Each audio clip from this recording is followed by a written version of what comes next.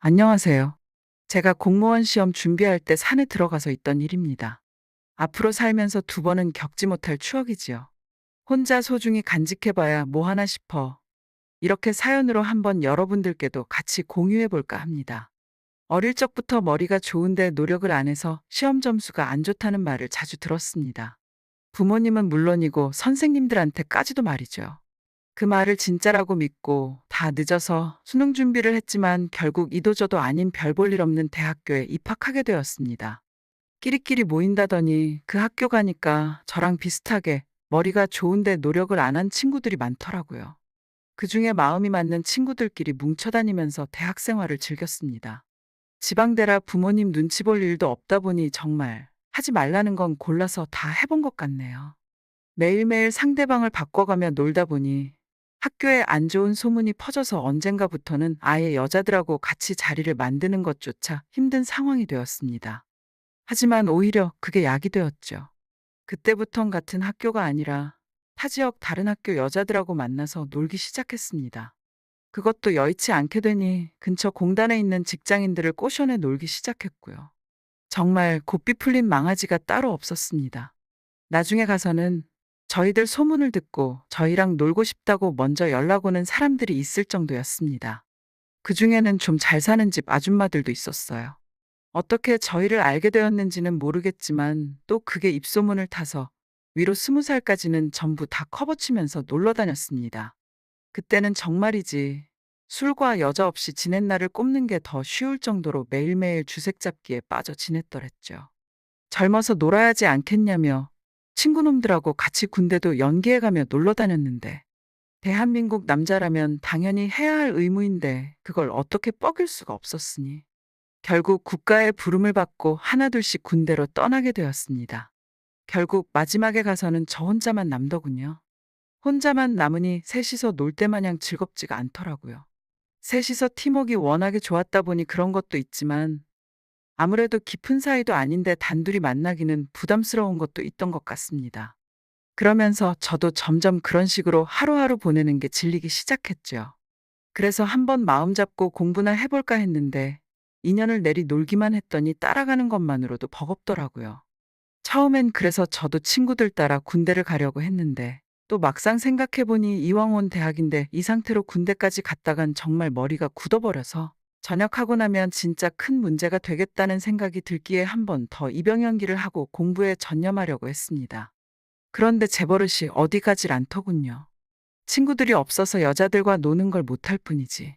개 중에는 저랑 합이 잘 맞는 여자들이 덜어 있어서 그녀들의 호출에 항상 저는 5분 대기조였었죠. 물론 공부도 조금씩 하려고 했습니다마는 결과가 그다지 좋은 편은 아니었습니다. 그렇게 어영부영 지내다 보니 이력서에는 쓰기 불편한 성적으로 졸업을 하고 군대를 가게 되었습니다. 군대에 있으니 몸은 달아오르는데 풀 곳이 없더라고요. 주변에 만날 수 있는 여자라고는 병사식당에서 밥 해주는 아줌마 가끔. 그리고 제가 어찌 감히 손뗄 엄두조차 나지 않는 여군 간부님들과 선임들 면회 오는 여자친구들 뿐이었으니 정말 죽을 맛이었습니다. 덕분에 군대에서 휴가를 준다는 건 눈에 불을 켜고 해서 2달에 한 번 정도는 바깥 공기를 쐬며 쌓인 걸 해결할 수 있었죠. 그렇게 전역을 하고 나와 오래 기다리던 친구들을 다시 만났으나 이 친구들은 군대에서 득도를 하고 온 것인지 세상의 번뇌를 버리고 남은 시간 학업에 온 힘을 쏟는 공부벌레가 되어 있었습니다. 이제 놀 만큼 놀았지 않냐고 공부해서 점수 관리하고 취직해야 하지 않겠냐는데 마음 잡고 공부하는 친구들을 보니 마음이 복잡해지기도 하고 이 녀석들이 정신 차렸나 싶어 장하기도 하고 그런데 정신 차리고 공부할 거면 학교 편입부터 해야 하는 거 모르나 하는 생각도 들고 정말 여러 가지 생각이 머릿속으로 오갔습니다. 이럴 줄 알았으면 저도 이 친구들 갔을 때 군대를 같이 가는 건데 하고 후회를 해봤자 야속하게 지나가 버린 대학 생활과 잉크가 굳어버린 저희 성적표는 돌이킬 수 없었습니다. 학교가 이름이 있는 곳도 아니고 그렇다고 제가 할 줄 아는 게 많아 스펙이 좋은 것도 아니라 전역하고 나와서 많이 방황했습니다. 전역 후에는 서울 부모님 집으로 돌아와 이제 용돈 받는 생활도 끝났고 가족의 일원으로 또 저희 미래를 위해서 생계전선에 뛰어들어야 했지만 도무지 저를 원하는 회사는 존재하지 않더라고요. 중소기업은 사람 없어서 허덕인다는 이야기도 들었는데 그 말도 다 뻥인 거 아닌가 싶었습니다.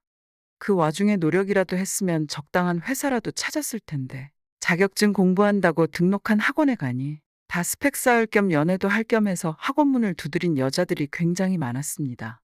공부하라고 등록한 학원, 거기엔 공부를 하는 저는 없었고, 대신 얼마 안 되는 자격증 공부하는 시간, 짧은 연애를 즐기기 위해 여자들에게 연락처를 받아내기에 혈안이 되어 있는 제가 있었습니다. 자격증 하나 딸 때마다 여자친구가 바뀌었었죠. 학원 간다고 아침나절에 나가서는 술에 떡이 되어서 저녁에 돌아오니 보통 웬만한 일로는 잔소리 한번 하지 않는 어머니가 보다 못해 저한테 한마디 하셨습니다. 그럴 바에는 기숙학원을 끊어줄 테니 공무원 준비라도 해보는 게 어떻겠냐고. 어머니는 저를 끝까지 머리는 좋은데 노력을 안 하는 착한 아들이라 믿고 계셨던 거죠. 요즘은 공무원 하면 안정적이지만 박봉이라 메리트가 없다고들 하지만 그때는 누가 뭐래도 공무원을 최고로 쳐주던 시기였습니다. TV에서 공무원 시험 준비 광고로 유행한 노래가 있을 정도로 대세였죠. 결국 다시 한번 어머니의 도움을 받아 기숙학원에 들어가 공무원 시험을 준비하기로 했습니다. 기본적으로 기숙사 내에서 연애는 금지였고 아주 보수적인 스케줄로 학생들을 스파르타식으로 가르쳐주는 학원이었습니다. 여기라면 저도 뭐라도 될 것 같은 기대를 했는데 저뿐만 아니라 학원 안에는 정말 반골기질을 가진 저 같은 학생들이 많았습니다. 굳이 금지시켜놓은 연애를 꼭 거기서 해야만 싶었는데 몰래 어디서 술을 구해와서 나름 청춘의 일기를 써내려가는 학생들을 보니 참새가 방앗간을 어떻게 그냥 지나치나요? 굳었던 결심이 서서히 무너지기 시작했습니다. 결국엔 하지 말란 연애를 시작했고 기숙사 화장실에서 몰래 만남을 갖다가 들키는 바람에 시험을 쳐보기도 전에 쫓겨나 집으로 돌아오게 되었습니다. 부모님께 이제 두 번 다시 실수하지 않겠다. 나를 믿어달라 손이 발휘되도록 빌었습니다. 저의 진심이 통했는지 마지막 기회를 줄 테니 한번 잘해봐라 하시더라고요. 그래서 집에 틀어박혀 공부를 시작했는데 집 주변에는 유혹이 너무 많았습니다. 부모님이 출근하고 집이 비면 조금만 더 자다 해야지 하면서 하루 이틀을 보내니 진도가 나갈 리가 만무했죠. 이대로는 안 되겠다는 생각이 들어 고민을 해봤는데 제 인생에서 여자를 제일 잘 참아냈던 건 군대였습니다. 세상과 단절된 곳이라면 이겨낼 수 있지 않을까 했는데 집에서 한두 시간 거리에 있는 어느 절에서 학생을 받는다는 걸 보았습니다. 학생 수도 딱 3명만 받는 거고 해서 여기라면 될 것 같다는 생각이 들어 부모님께 말씀드리고 저는 절로 들어가게 되었어요. 정말 신이 돕는가 싶을 정도로 제가 절에 찾아가고 한참 동안 학생은 저 한 명밖에 없었습니다. 여자가 있기는 했는데 공양주라고 부르는 식당 아주머니 한 분과 제 옆방에서 지내는 여수님이 한 명 있었어요. 아무리 여자를 좋아라 하는 저지만 아주머니는 저의 수비범위 밖이었고 그나마 여수님이 나이가 어린 편이었지만 회색 승복을 입고 머리카락도 없었으니 제 눈에 들어오지가 않았습니다. 피부가 곱고 얼굴이 어려 보이는 게 저보다 한두 세 살 아래겠거니 싶었는데 화장도 안 하는 데다가 머리까지 밀어놓으니 그냥 어릴 적 학교에 한두 명 있는 좀 예쁘장하게 생긴 남자친구 같다는 느낌도 들어서 딱히 관심도 생기지 않더라고요.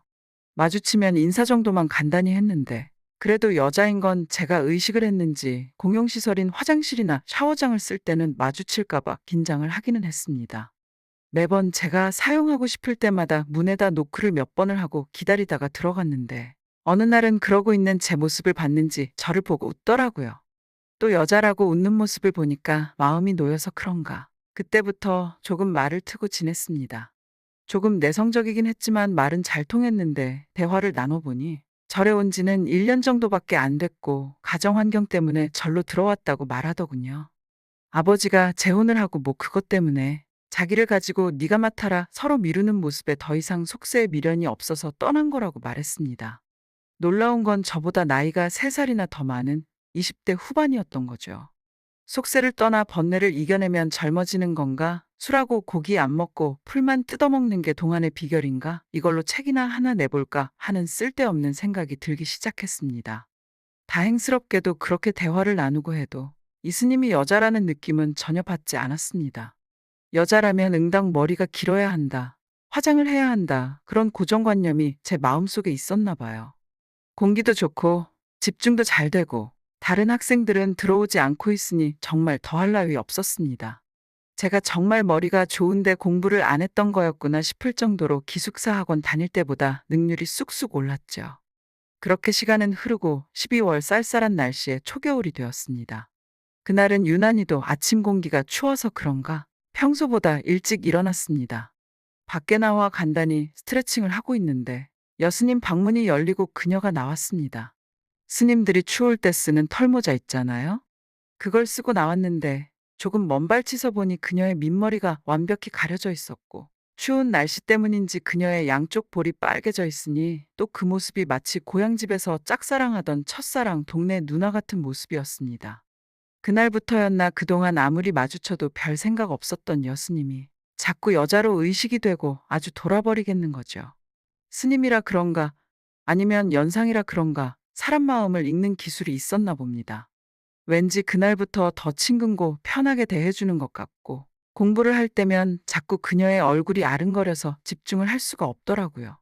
그리고 그날 저녁이라고 6시쯤에 풀반찬 먹는 게 전부였는데 저녁 먹고 나와서 책 펴놓고 앉아 있는데 그날따라 배도 더 고프고 집중이 안 되더라고요.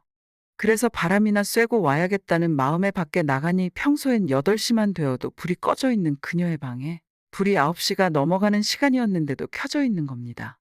호기심에 노크를 하고 안 주무시고 뭐 하냐 그랬는데 그냥 잠이 안 온다면서 추운데 밖에서 뭐 하냐고 방 안으로 들어오라고 하더군요. 어색하게 앉아서 괜히 고개만 두리번거리고 있는데 그녀가 따뜻한 차를 한 잔 내줬습니다. 차 한 잔 얻어 마시면서 이런저런 이야기를 나누고 있는데 갑자기 분위기가 이상해져서 어느 순간엔 그녀 옆에 제가 엄청 가까이 붙어 있더군요. 오랜 금욕 생활 때문인가 과감했다가 또 소극적이었다가 아주 종잡을 수가 없었습니다. 그 뒤로 좀 어색해지긴 했는데 한 달에 한 번은 그녀가 먼저 저를 찾더라고요. 그렇게 3달 정도가 지났는데 그녀가 갑자기 다른 절로 옮기게 되었다고 잘 지내란 인사를 건넸습니다. 그녀가 떠난 뒤에도 저는 그 절에 2달 정도를 더 남아서 공부했는데 결국엔 제가 버티다 못해 절에서 나오고 공무원 준비는 그때 이후로 때려쳤습니다. 지금은 번듯한 직장은 아니지만 적당한 직장도 구하고 결혼을 전제로 만나는 애인도 있는 그럴듯한 남자가 되었는데 찬바람이 불어오는 겨울날 털모자를 꺼낼 때마다 가끔씩 그 여수님은 잘 지내고 있을까 하는 생각에 그리워질 때가 있네요.